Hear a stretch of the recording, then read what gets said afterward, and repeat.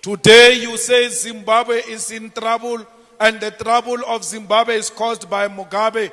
It's not true. Who caused the problem of Syria? Who caused the problem of Libya?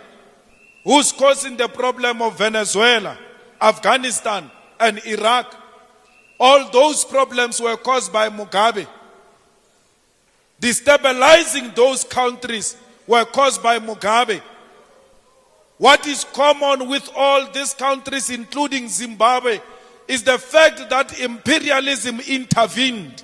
And we always know that when imperialism intervenes, it destabilizes countries, and those countries never recover from imperialist intervention. That's what Zimbabwe is suffering from. When they took their land, when they took their economy, the imperialists imposed sanctions on them. We challenge imperialism, lift the sanctions, and let's see if black people will never run a successful economy.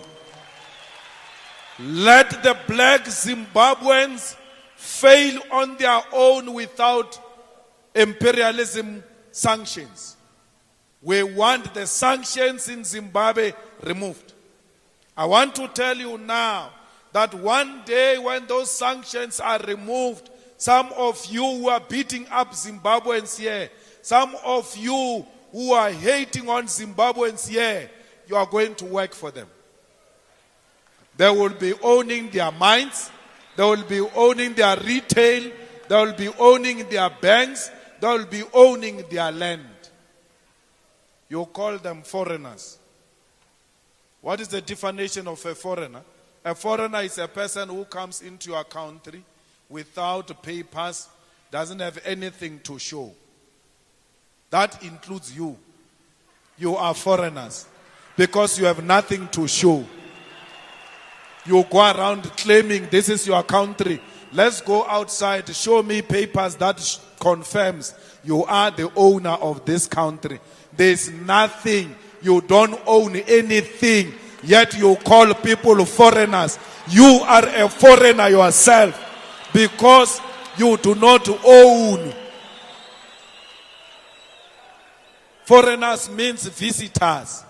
Visitors are people who just come empty-handed with a small bag.